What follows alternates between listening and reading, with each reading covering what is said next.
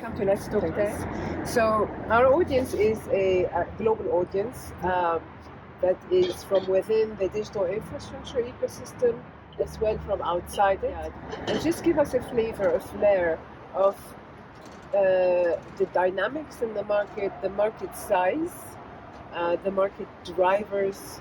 What is demand? What is the supply and the capacity? Let's talk about Saudi market overall. It was driven by the Saudi Vision 2030. Yeah. So there was a vision from the Crown Prince to proceed with have high availability for the IT and to attract as well hyperscalers, to attract the local companies to evolve from the way that they were dealing in data centers and the IT up to escalate to scale it up to the hyperscaler requirement. And we anticipate, based on the Saudi Vision 2030, to have at least 1 to 1.2 gigawatts of IT. We talk about IT loads. So, and we can see by the announcement which has happened yesterday during LEAP, 300 megawatt from the company and the others, and we will know, and we will see even more and more coming in the market to build the data centers and to build the capacity up to reach the 2030 vision. So what is it currently? I mean, how much do you need to build it up? Currently, from where we have an experience, what we built as well ourselves and what others, I believe we are around 200, 220 megawatts. Okay. So we need nationwide. that's nationwide. Okay. And we need to scale it up to 1.2, 1.3 gigawatts. So you can see that the huge shift, huge demand. Okay, so what is going to be the mix in that? What is the energy mix going to be that's going to create this much capacity? So basically, the whole data center business is driven by having the local companies and in coordination with the hyperscalers, which are well known in the world. They have to come, they have to establish their region.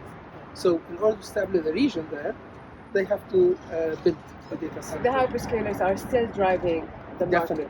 Definitely. And going forward, is AI going to be the main driver? That's the main driver, and we started seeing it actually a year back with a couple of projects limited to oil and gas. Yeah. And now we can see it much more. And we have as well, with our partners, started driving solutions in order to reach the AI requirement with the high IT load. And we can see, I think we are still at the start for the AI demand. I believe that in the coming year or two, we will see a jump of the AI requirement. So what do you say to firms who might be considering coming to Saudi or investing in Saudi? Did you say come? Definitely, Saudi has evolved a lot in the terms of business to establish business. So we do encourage everyone to come to Saudi, to invest here. The future is very bright. We are seeing it. We are living it actually as well. We can see the change to the brighter future, and we encourage everyone to come, invest, build data centers, adapt to the Saudi market, see even check the customs of Saudi and all of that to live this experience. And in terms of securing access to green or renewable energy and decarbonization efforts, what do you have to add to this? Because that's a major consideration for anybody who would want to move. Sure. We can see as well in the overall designs of the data centers that they are working towards sustainability and achieving high efficiency on the data center build, the use of all the materials when doing the construction to be more environmentally friendly, and the government as well, they are driving this towards the sustainability. For example, there is Istidama, there is all of these, and there is Tarsheed. All of these entities are working in order to first raise awareness, because there is a need to raise awareness about how important it is to reduce the carbon footprint. That's what I do. Okay. I'm doing awareness raising. It's very important actually, and we can see it more in our projects that we are currently executing. That the need to adapt to Istidama is important. And thank you so much. I know I've stole you away. Thank you. My pleasure. My pleasure. From your clients and your guests tonight. Hope we have added some more information. You have, but you will promise us to keep adding on a regular basis. Sure. So we're here as guests to MMR, beautiful dinner after a long day at least. Hence why we are tired. We all have very low level of energy, but we managed to run to the beautiful terrace underneath this tent, which is being prepared for Ramadan that starts on Sunday. So it's lovely to be able to experience that as well. And so let's talk tech. We'll see you soon back in London. Thank you. Thank you. Pleasure. Thank you. Bye-bye.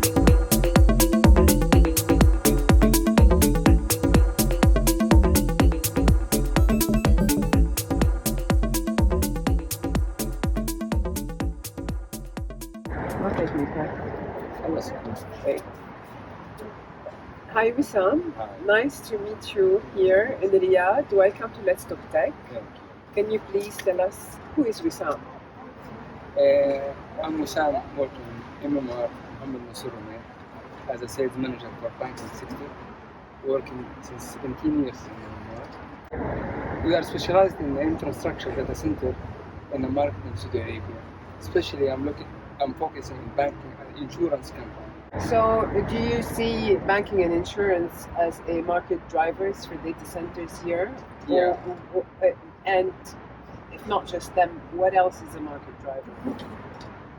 For my view, banking now since last 10 years, let's say 5 years, they are booming because I think they have someone direct them to make the whole banking strength until the government open or allow the other banking, the foreign banks outside to open in Saudi Arabia. So now we have crazy projects that are booming all the time, amazing projects. Not only exactly the total, whole banking are moving very fast.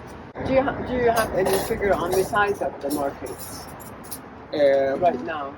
I will give you a small example for 2022. This is what I have in mind. Only for one bank. It's especially without IT, only MEP, data center infrastructure, around 150 million riyal. Only one bank, which is compared to the market, huge. So in terms of fast forward to the era of AI, can you foresee now or in the near future what opportunities would that open for the Saudi markets? They are looking for the green data centers and AI. This is what the vision they are looking in the market, especially AI. So how far are we from being able to see a green data center, a green AI-enabled data center in Saudi Arabia? They are working on it. I think soon you will hear something published or finished, especially let's say within 2 years, you will hear something in the market ready. And in terms of the companies that are looking to move into this market or come and invest, what do you see the big draw, the big attraction? What are these companies coming from, these investors, and why would they come to Saudi Arabia? From outside, most of them, especially when the government they open, they have given good rules for them and like a free land or something to come and investment. Make it easy for them to invest in Saudi Arabia. So I think they will come from outside, a lot of them. I will give you an example in banking. I have some friends in Sama. It's a central bank in Saudi Arabia.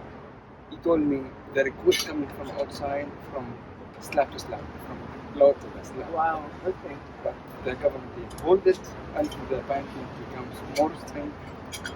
Then what's the correlation? I don't understand. Why hold it I Not think all what the- happens to the banks? They want Exactly. the bank to become more strong. In I what think way? the outside bank came to Saudi Arabia Yes. to try to compete in the market. I see. Okay, that's interesting. Yes. Okay. So would we see this? This is long time back, by the way, not now.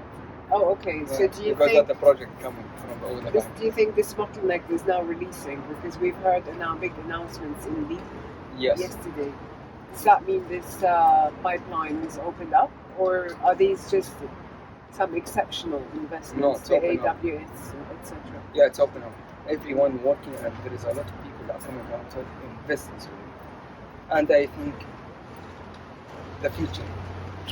But for my opinion, the market is not only, let's say, in general, for Saudi Arabia, not only data center. It's booming everywhere.